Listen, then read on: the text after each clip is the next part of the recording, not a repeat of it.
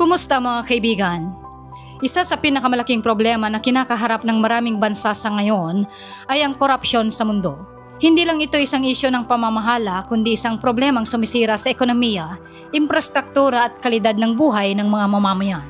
Sa videong ito ay pag-uusapan natin ang 10 pinakakorap na bansa sa mundo batay sa latest Corruption Perceptions Index or CPI na inilabas ng Transparency International.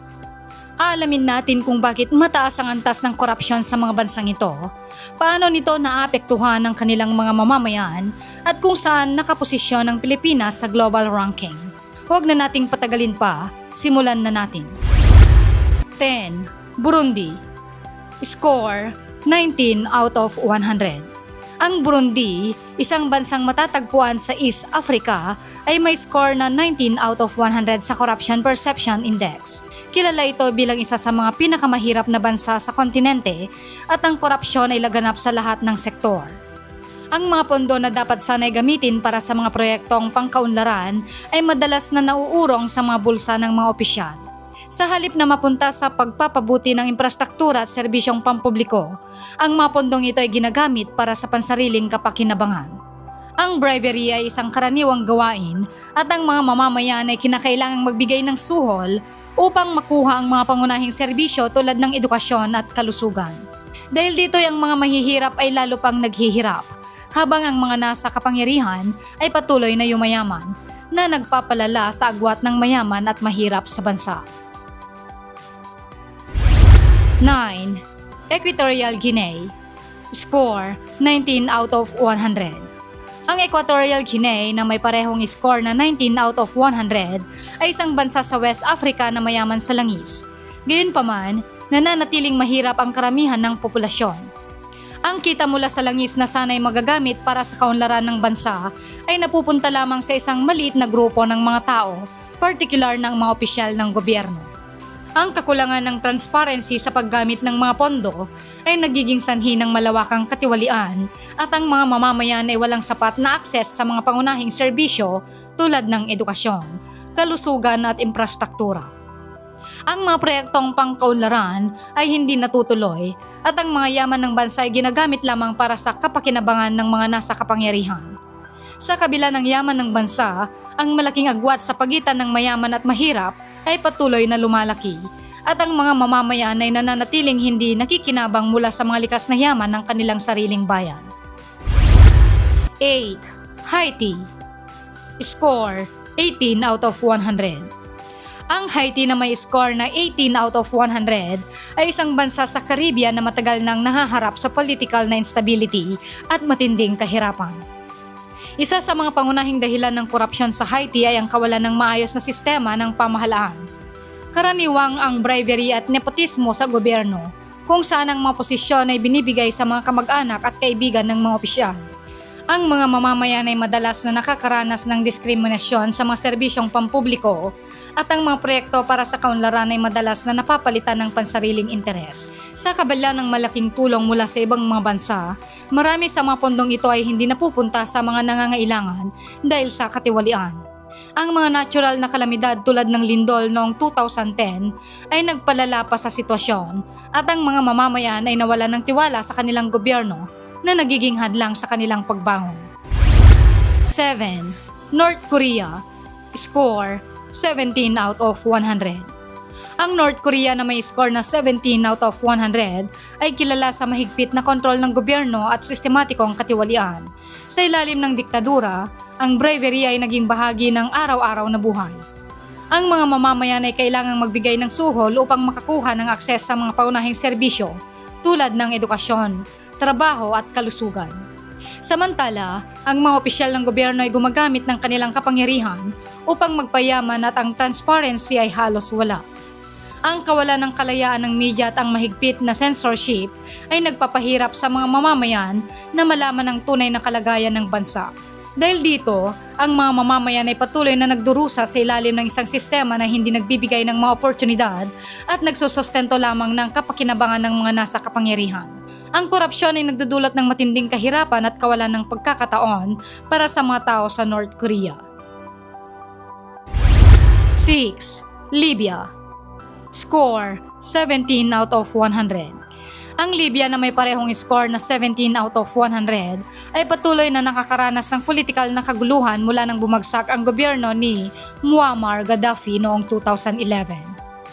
Ang kawalan ng sentralisadong gobyerno ay nagbibigay daan sa malawakang korupsyon kung saan ang mga pampublikong serbisyo tulad ng edukasyon at kalusugan ay napapabayaan.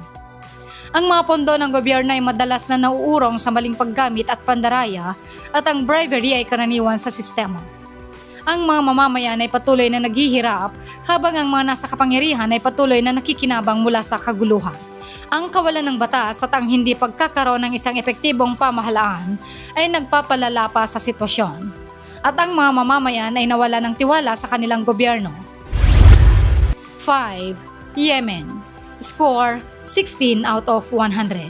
Ang Yemen na may score na 16 out of 100 ay kasalukuyang nakakaranas ng isa sa pinakamalalang humanitarian crisis sa buong mundo.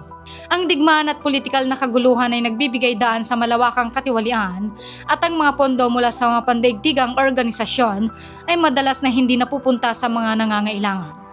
Ang mga pangunahing serbisyo tulad ng pagkain, tubig at kalusugan ay napakahirap makuha dahil sa maling paggamit ng mga pondo at kawalan ng transparency. Ang mga mamamayan ay patuloy na nagdurusa habang ang mga opisyal ng gobyerno ay patuloy na nag-aabuso ng kanilang kapangyarihan.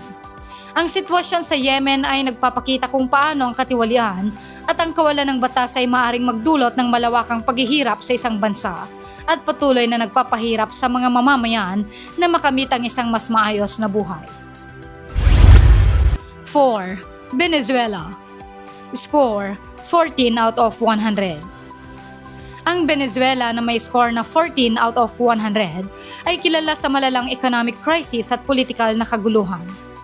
Ang korupsyon ay laganap mula sa pinakamataas na antas ng gobyerno hanggang sa lokal na pamahalaan.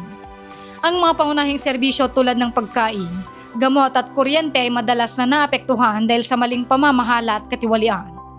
Ang bribery at pandaraya ay karaniwan sa sistema at ang mga mamamayan ay patuloy na naghihirap.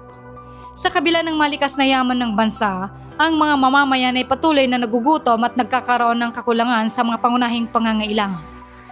Ang ekonomiya ng Venezuela ay patuloy na bumabagsak at ang mga mamamayan ay nawalan na ng tiwala sa kanilang gobyerno.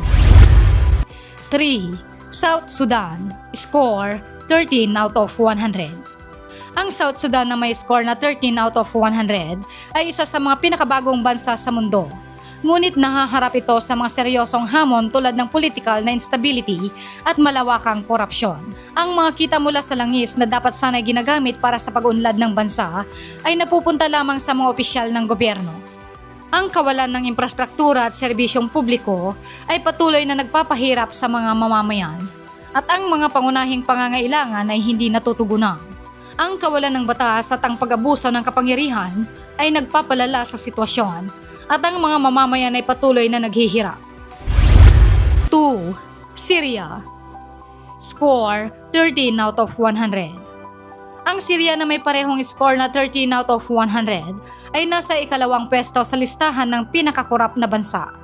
Ang matagal na civil war ay nagdulot ng pagkasira ng mga institusyon ng gobyerno na nagbigay daan sa malawakang katiwalian. Karaniwan ng bribery at illegal na transaksyon sa araw-araw na buhay ng mga tao. Ang kawalan ng batas at transparency ay nagpapalala sa sitwasyon at ang mga mamamayan ay patuloy na naghihirap. Ang mga serbisyo at tulong mula sa ibang bansa ay hindi natutugunan ng maayos at ang mga mamamayan ay nawala ng tiwala sa kanilang gobyerno. Ang sitwasyon sa Syria ay isang halimbawa ng kung paano ang digmaan at katiwalian ay maaaring magdulot ng malawakang pagkasira sa isang bansa. 1. Somalia. Score 12 out of 100. Ang Somalia na may pinakamababang score na 12 out of 100 ay nangunguna bilang pinakakorap na bansa sa mundo. Ang bansa ay matagal nang lugmok sa digmaan at kawalan ng epektibong pamahalaan. Ang bravery, extortion at pandaraya ay normal na bahagi ng sistema at ang kawalan ng batas at transparency ay nagpapalala sa sitwasyon. Ang mga mamamayan ay patuloy na naghihirap at ang mga serbisyo ay hindi natutugunan ng maayos.